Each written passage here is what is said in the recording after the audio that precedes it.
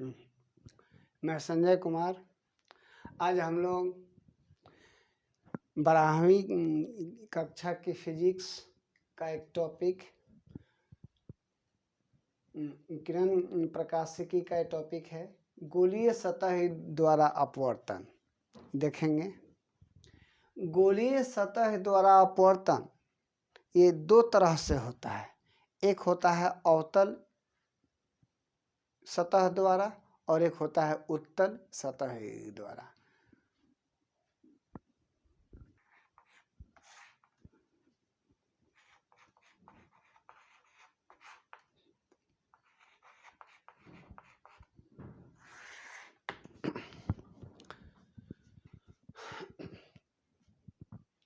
अवतल सतह द्वारा अपवर्तन, तो एक हम लोग अवतल सतह खींचेंगे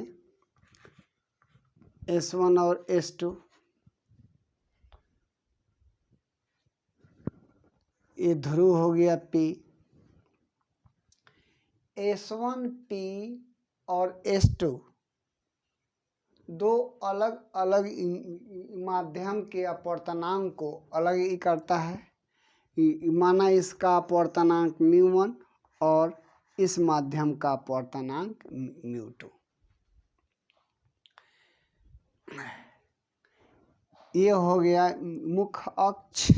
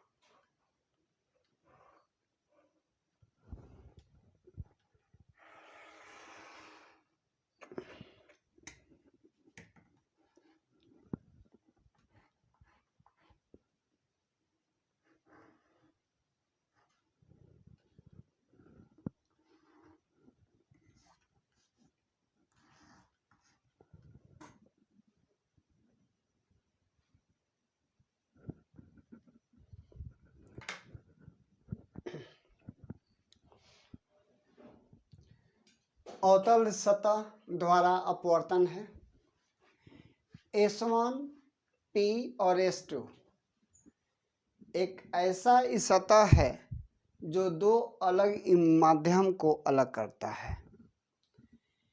ये विरल माध्यम है, ये सघन माध्यम है। विरल माध्यम का अपवर्तनांक μ1 है और सघन माध्यम का अपवर्तनांक μ2 है। और μ2 का अपवर्तनांक अधिक है μ1 से। O डैश मुख्य अक्ष है। मुख्य अक्ष के बिंदु O पर कोई वस्तु स्थित है और Cn अभिलंब है। Cn अभिलंब है। मुख्य अक्ष O डैश के बिंदु O पर कोई वस्तु स्थित है। इस वस्तु से प्रकाश की कोई किरण अवतल सतह के बिंदु A पर आपतित होता है तो इसको सीधा चले जाना चाहिए। अगर कोई अवरोध उत्पन्न न हो तो ये सीधा ही जाएगा। लेकिन किरण विरल माध्यम से सघन माध्यम में जा रहा है तो इसका अर्थ क्या हुआ? देखिए, ये विरल माध्यम है, ये सघन माध्यम है। ये कोई प्रकाश है जो कि विरल माध्यम से सघन माध्यम में आ रहा है। अगर इसमें कोई अवरोध उत्पन्न न हो तो ये जाएगा इस सीधा। लेकिन जब विरल माध्यम से सघन माध्यम की ओर जाता है तो सीधे न जाकर कुछ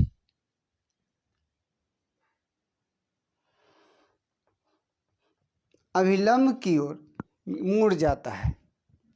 विरल माध्यम से सघन माध्यम में जब कोई किरण जाता है तो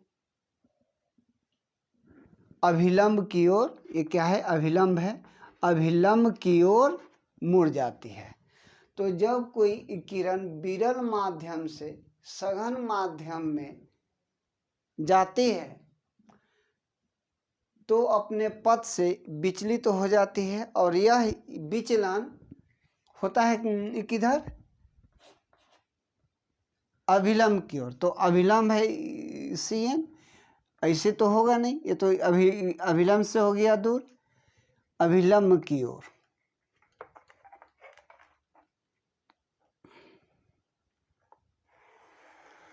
ये हो गया अभिलंब की ओर, ये हो गया B, अभिलंब की ओर हो गया। ये अभिलंब है, ये अभिलंब है, ये आपतित है। तो आपतित किरण और अभिलंब के बीच में जो कोण बनता है वो आई, आपतन कोण। यहाँ पर ये आपतित किरण है और ये अभिलंब है। तो आपतित किरण और अभिलंब के बीच में जो कोण होगा वो हो जाएगा कोण आई।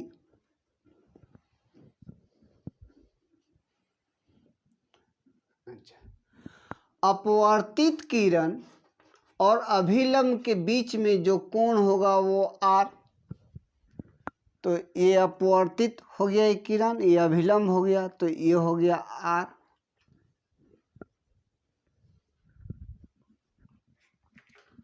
अब इस अपवर्तित किरण को पीछे की अब हम लोग बढ़ाएंगे। पीछे क्यों बढ़ाएंगे? क्योंकि वस्तु से एक किरण इधर की ओर जा रहा है, दूसरा किरण इधर, दोनों अलग अलग है, नहीं मिलेगा, तो ये वास्तविक प्रतिबिंब इसका ये नहीं होगा, इसको हम लोग मिलाएंगे।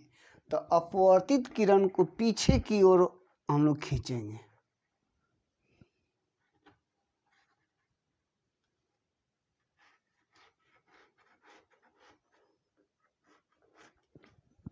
ये पीछे की ओर खींच लिए। ये अभिलंब है, ये अपवर्तित किरण है, तो ये जो कोण होगा ये आर होगा, तो ये भी हो जाएगा आर। क्यों? जब दो रेखा एक दूसरे को किसी एक बिंदु पर प्रतिच्छेदित करती है तो आमने सामने का कोण क्या हो जाता है, इक्वल हो जाता है। तो ये आर होगा तो ये भी आर, ये आर है तो ये भी हो गया आर, समूह कोण। अच्छा,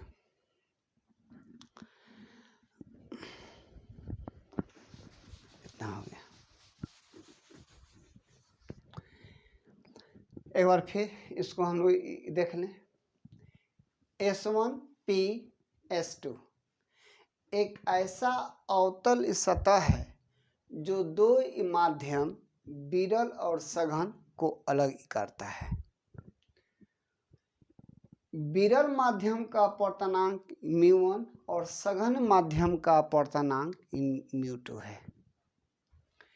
μ2 अधिक है μ1 से। O' मुख्य अक्ष है। मुख्य अक्ष के बिंदु O पर कोई वस्तु स्थित है। इस वस्तु से प्रकाश की कोई किरण OA सतह के A बिंदु पर आपतित होता है और B दिशा में चला जाता है। इस अपवर्तित किरण को पीछे की ओर बढ़ाया जाए तो वह I बिंदु पर मिलता है, अर्थात वस्तु O का प्रतिबिंब I पर आभासी रूप में प्राप्त होगा। ये हो गया आपतन कोण, ये हो गया अपवर्तन कोण।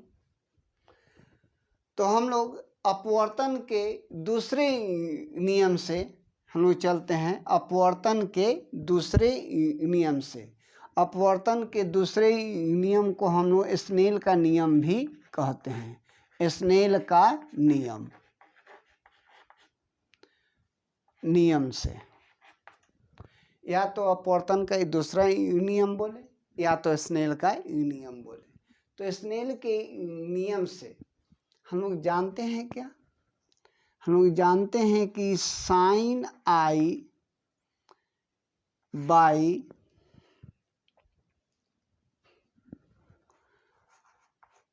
Sign r equal to mu.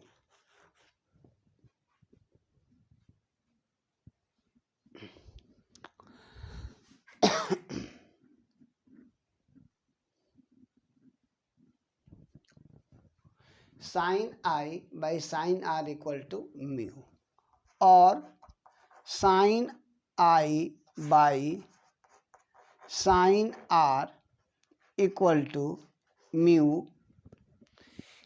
किरण किस माध्यम से होकर किस माध्यम में जा रहा है? किरण विरल से होके, और विरल का कितना है 1 और इस सघन का हो गया 2। किरण पहला माध्यम से होकर दूसरा माध्यम में जा रहा है। ये पहला माध्यम, ये दूसरा माध्यम।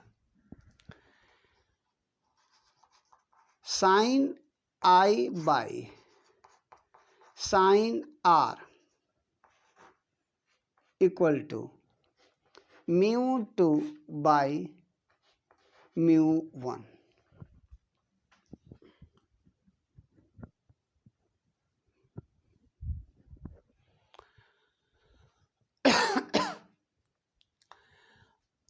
साइन आई और आर बहुत छोटा कोण है, बहुत छोटा कोण है। इसका रेडियन में माप, रेडियन में माप sine i equal to i और sine r equal to r. तो यहां से हम आते हैं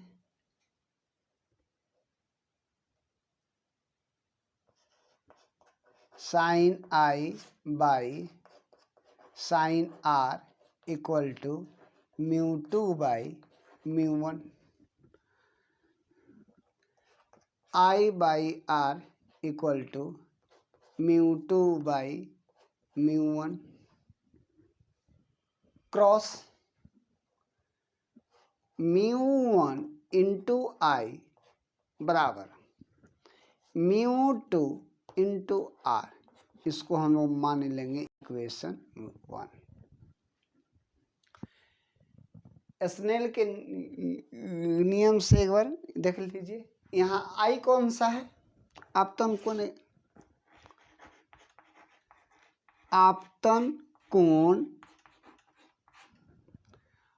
आपतन कोण बराबर कोण आई इक्वल टू, इस आई को हम लोग लिखेंगे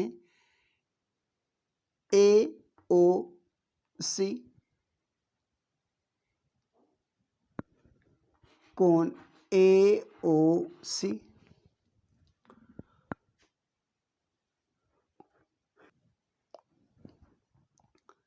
अपवर्तन कोण इक्वल टू कोण आर। तो एन ए बी कोण एन ए बी या एन ए बी आर हो गया, या आई ए सी कोण आई ए सी। तो ये हो गया आपतन कोण ए आई या ओ ए सी होगा, ओ ए सी। आपतन कोण हो गया ए, OAC, OAC। अपवर्तन कोण NAB, NAB या IAC, IAC। तो ये हो गया अपवर्तन कोण, ये हो गया आपतन कोण।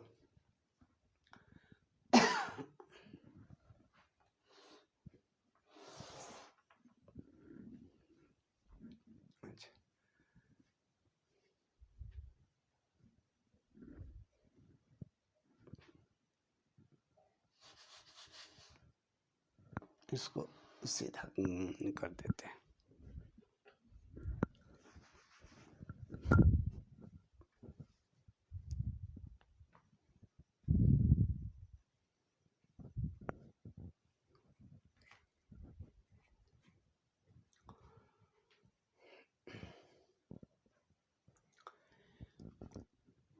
इस कोण को हम अल्फा मान लेते हैं,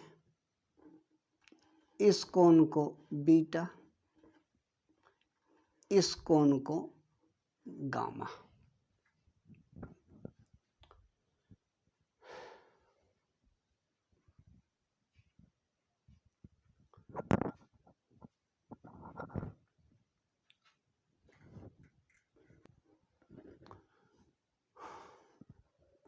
कोण AOP, AOP बराबर alpha, AOP equal to alpha. कोण AIP, AIP equal to beta, ACP, ACP equal to gamma. माना माना माना AOP, AOP equal to alpha, AIP equal to beta, ACP, ACP equal to gamma. अब हम लोग A से एक लंब डालते हैं मुख्य अक्ष पर, A से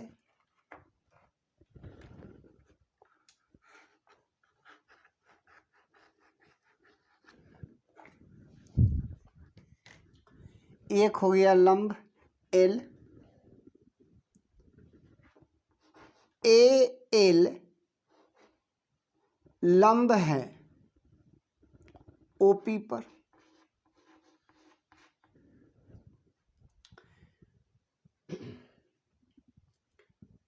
ये L और P के बीच में जो ये इतना गैप है, इसको हम लोग लगभग 0 मान लेते हैं। अर्थात O से P की दूरी, O से P की दूरी इक्वल टू O से L की दूरी, ये दोनों दूरी इक्वल है। O से P की दूरी और O से L की दूरी, दोनों ही दूरी इक्वल है। या I से P की दूरी, I से P की दूरी या I से L की दूरी, C से P की दूरी या C से L की दूरी, ये इक्वल है।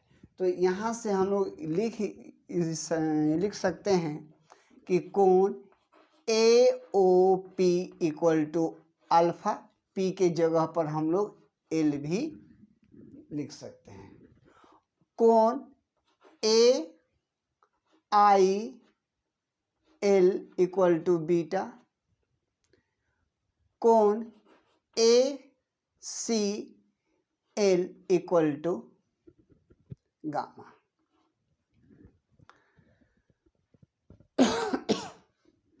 अब हम लोग इस त्रिभुज में हम लोग देखते हैं, त्रिभुज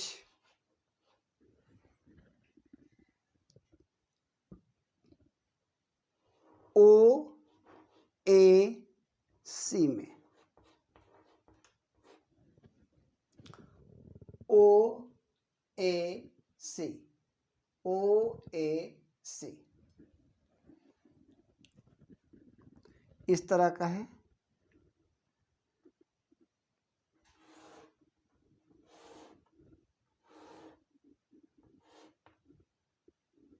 ओ ए सी, ये है आई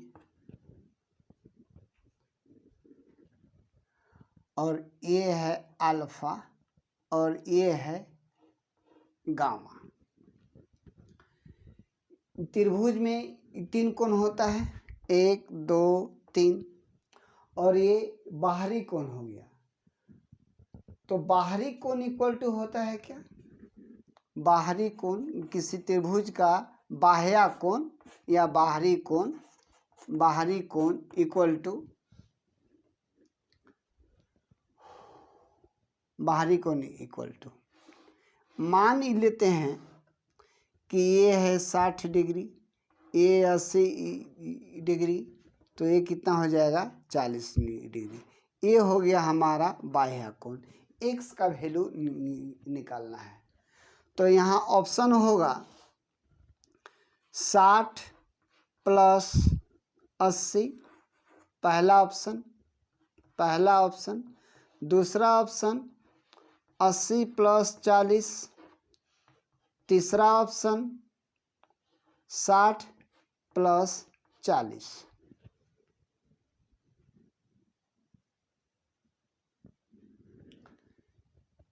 तीनों कोणों का योग 180 है। तो बाह्य कोण जो होगा वो सुदूर कोणों का होगा योग, जो बाह्य कोण के जस्ट बगल में होगा वो कोण ऐड नहीं होगा। तो gamma equal to alpha plus i. तो कोण ओ ए सी में बाह्य कोण यानी gamma equal to alpha plus i. Gamma equal to alpha और ये प्लस आई। तो यहाँ से आई का आ जाएगा मान gamma minus alpha equal to i. हटा देते हैं इसको।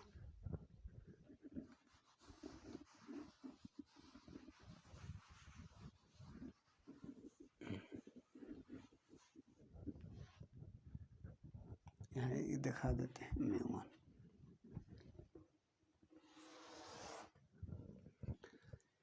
इसी तरह त्रिभुज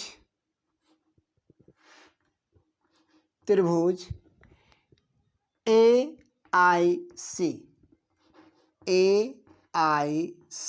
में बाह्य कोण equal to beta plus r. तो gamma minus beta equal to r. तो यहाँ से आर का आ गया हम लोग का वैल्यू, यहाँ से आई का आ गया वैल्यू। तो आई का मान और आर का मान दोनों का मान हम लोग समीकरण 1 में रखेंगे। समीकरण 1 में था क्या? म्यू1 इंटू आई बराबर म्यू2 इंटू आर। म्यू1 आई का मान अभी है gamma minus alpha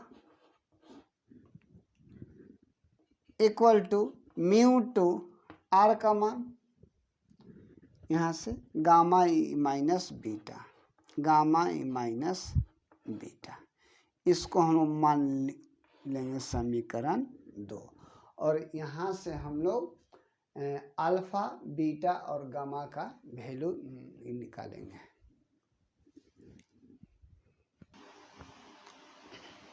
alpha beta gamma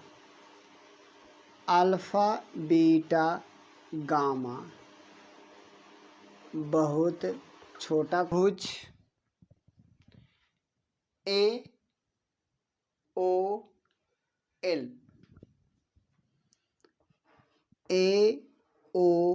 L से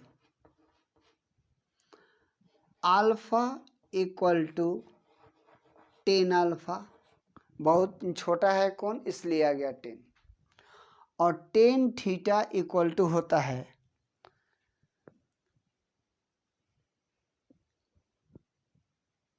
एक मिनट इसको मिटाना पड़ेगा, तो आएगा नहीं।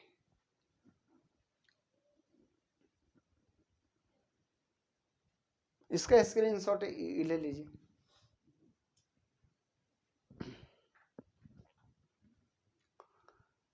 समीकरण 1 समीकरण 2 सबको हटा देते हैं।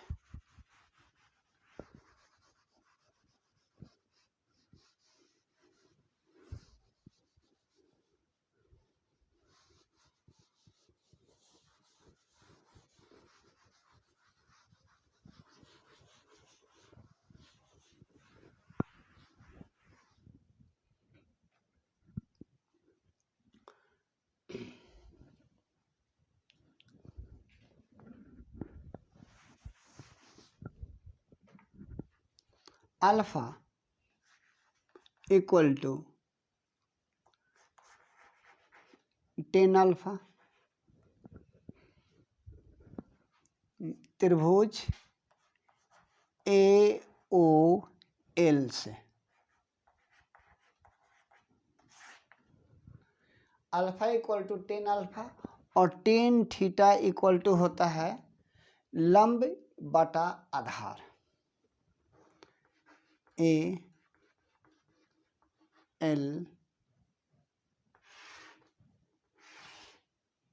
O alpha.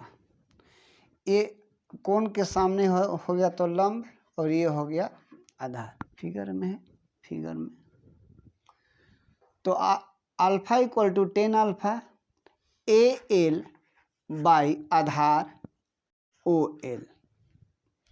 इसी तरह AIL त्रिभुज AIL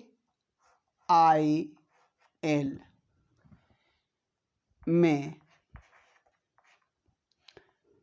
बीटा इक्वल टू लंब बटा आधार लंब, इसको अगर आई मान ले, आई हो गया बीटा, तो लंब AL बाई आधार IL त्रिभुज ACL में gamma equal to 10 gamma equal to AL by CL।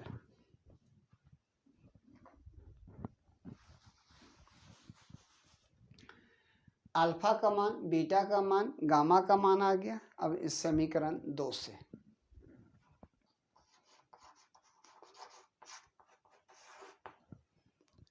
μ1 gamma minus alpha equal to μ2 gamma minus beta. μ1 gamma है AL by CL minus alpha AL by OL equal to μ2 gamma AL by CL minus beta AL by IL। AL common है, μ1 1 by CL 1 by OL into AL common हो गया, μ2 1 by CL 1 by IL AL cancel. Mu one 1/CL minus 1/OL equal to mu two 1/CL minus 1/IL।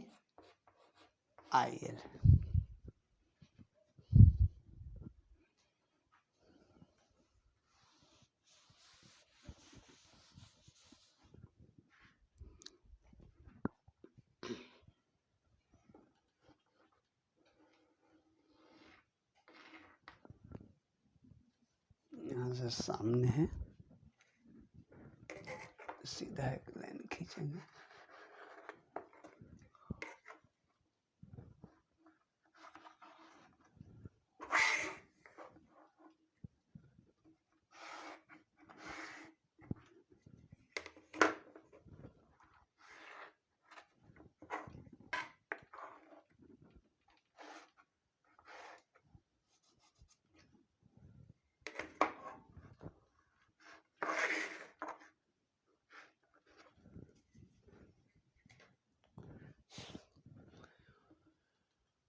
ये हो गया वस्तु की दूरी, ये प्रतिबिंब की दूरी, और ये हो गया वक्रता त्रिज्या। तो O से P,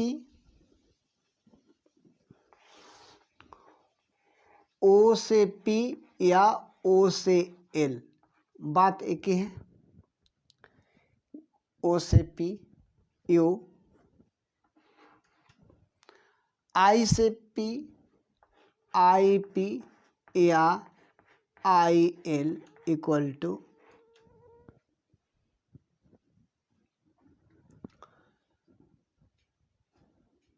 C से P CP या CL इक्वल टू R, वक्रता त्रिज्या।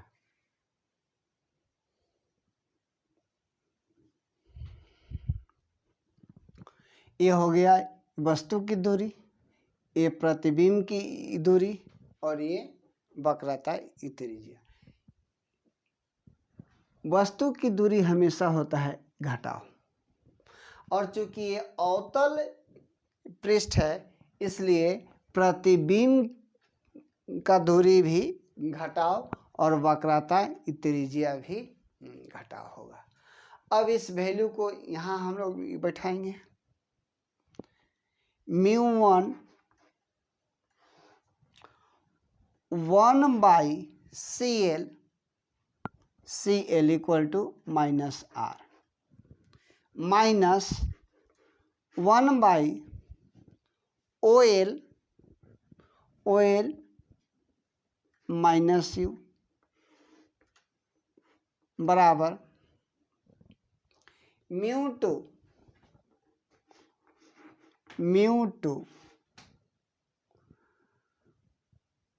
1/CL, CL कितना है, CL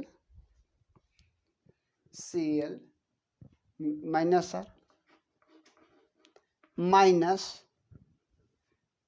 घटाव है तो घटाव, 1/IL, IL कितना है, IL minus B।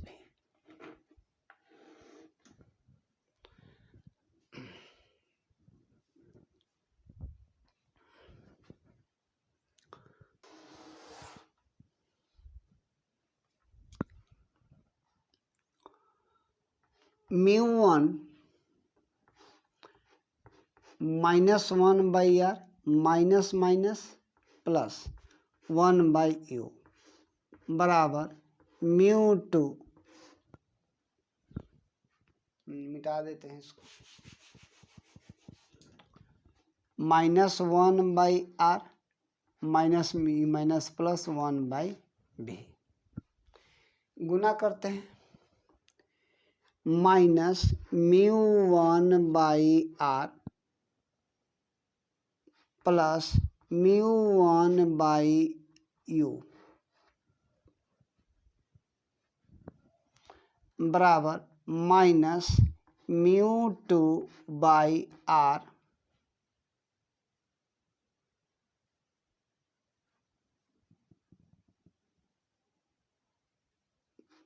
Plus mu two by भी।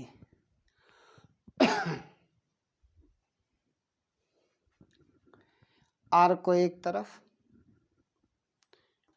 Minus mu one by R, minus है इधर आया हो गया plus mu two by are equal to mu two by भी, और ये प्लस है इधर आया तो minus mu one by you.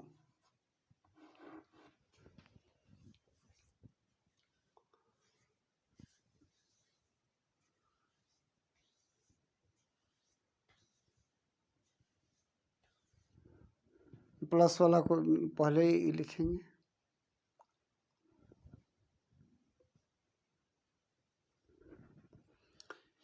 Mu two r minus mu one by are equal to mu two by भी minus mu one by u. LCM r mu two minus mu one equal to mu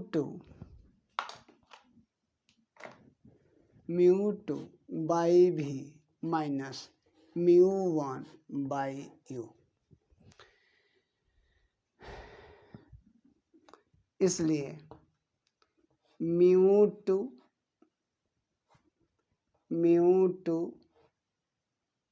by भी minus mu one by u बराबर mu two minus mu one by R. ये हो गया हम लोग का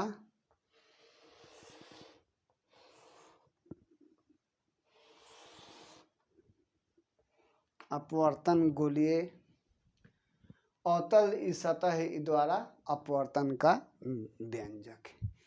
या थोड़ा सा और इसमें हम लोग चेंज कर सकते हैं।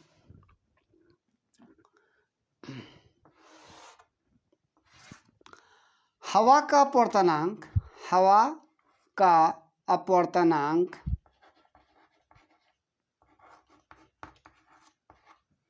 म्यू वन, इसको वन मान लेते हैं, और दूसरे माध्यम का अपवर्तनांक यानी सघन माध्यम का अपवर्तनांक जो म्यू टू है इसको हम लोग मान लेते हैं म्यू। ये है म्यू वन है हवा का अपवर्तनांक, और ये है दूसरे सघन माध्यम का अपवर्तनांक। तो हवा का जो अपवर्तनांक है उसको एक म्यू मान लिए, और सघन माध्यम का जो अपवर्तनांक है उसको म्यू। अब यहाँ पर बैठाते हैं, जहाँ जहाँ म्यू वन है वहाँ वन, और जहाँ म्यू टू है वहाँ पर म्यू। तो हो जाएगा म्यू बाई भी minus one by U equal to mu minus one by R. ये भी हो सकता है। चलिए, तो हम लोग का हो गया अवतल सतह द्वारा अपवर्तन का सूत्र। इसको आप लोग उतार लीजिए स्क्रीनशॉट।